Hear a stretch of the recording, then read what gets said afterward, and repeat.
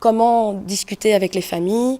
Eh bien, c'est vraiment essayer de les sensibiliser, essayer d'évaluer ce risque, donc voir quelles sont la manière dont ils se positionnent par rapport à la pratique dans leur pays.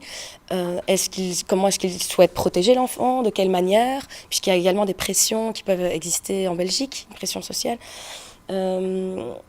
Et donc les aider à se protéger en les renvoyant vers des associations spécifiques, notamment le GAMS, donc, qui travaille avec les familles, mettre à leur disposition des outils.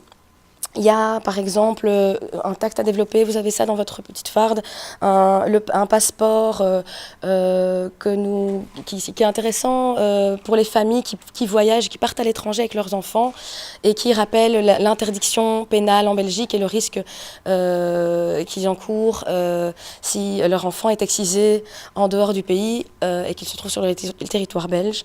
Et également les conventions internationales et les conséquences sur la santé de leur fille. Donc ça peut être un document qu'ils peuvent montrer à la famille au pays pour rappeler, écoutez, voilà moi ce qui risque d'arriver s'il y a quoi que ce soit qui arrive à ma fillette ici dans la famille durant les vacances.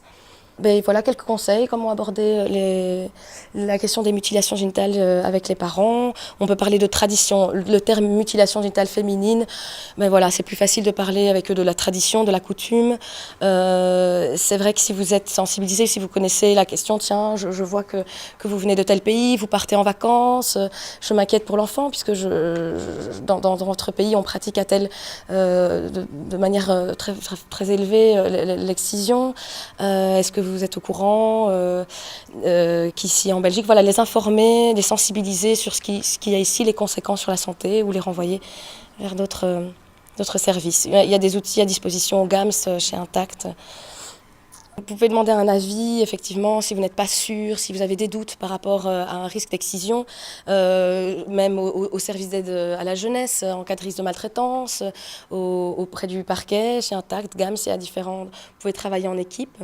Et alors, si vous sentez que seul ou avec votre équipe, vous ne parvenez pas à dialoguer ou à, en tout cas, pouvoir faire quelque chose pour la famille ou pour l'enfant, eh bien, passez le relais à d'autres services, soit à d'autres services de première ligne ou bien au SAJ.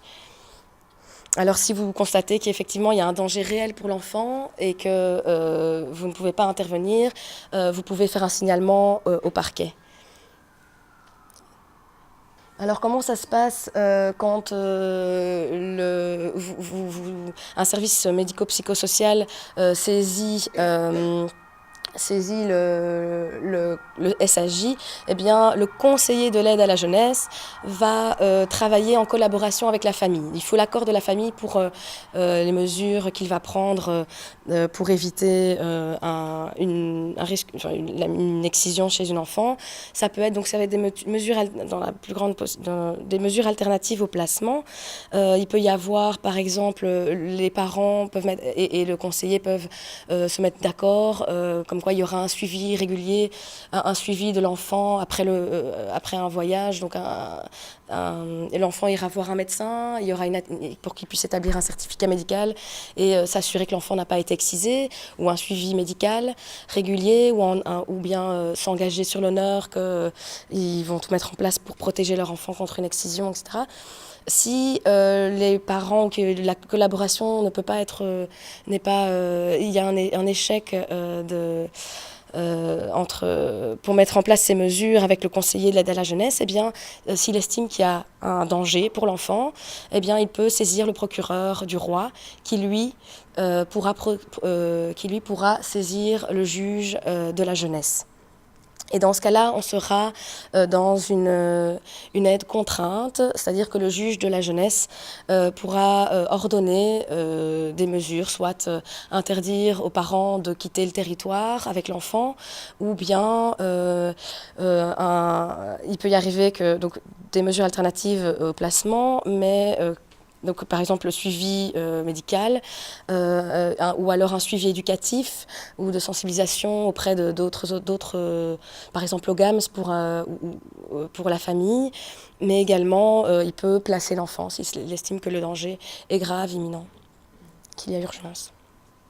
Voilà, alors évidemment, les mesures qui sont mises en place, c'est toujours difficile de prévoir à long terme une protection. Et ça, c'est vraiment les lacunes, puisque s'il y a un voyage prévu dans les mois qui viennent pour un enfant, pour qu'il puisse retourner au pays, et qu'il y a un risque d'excision, eh bien à ce moment-là, des mesures peuvent être prises.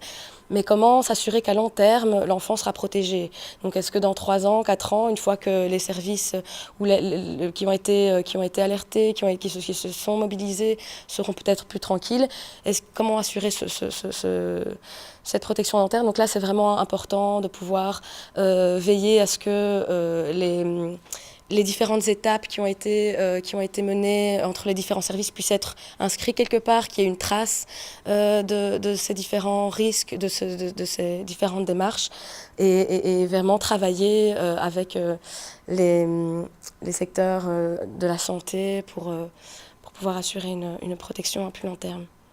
Voilà, donc des petits conseils pour pouvoir aborder la question, ou lorsqu'on est devant une situation risque, ne pas paniquer, en parler en équipe, penser à la médiation. Voilà, renvoyer demander conseil aux différentes instances, ça j'en ai déjà parlé. Voilà, et c'est vrai qu'en cas d'urgence, il faut pouvoir aussi s'adresser à ce moment-là auprès des services de police ou du procureur du roi. S'il y a un voyage prévu dans la journée, enfin voilà, très imminent, mais évidemment, essayer d'appeler à ce moment-là d'autres services comme Intact, le GALS ou bien le SAJ. Les signes d'alerte, Fabienne en a parlé déjà ce matin. Et alors c'est vrai qu'en s'assurer si une mutilation a été effectuée sur un enfant, à ce moment-là, c'est vrai qu'il faut pouvoir vraiment veiller à ce qu'une prise en charge médicale, psychologique puisse être engagée pour cet enfant.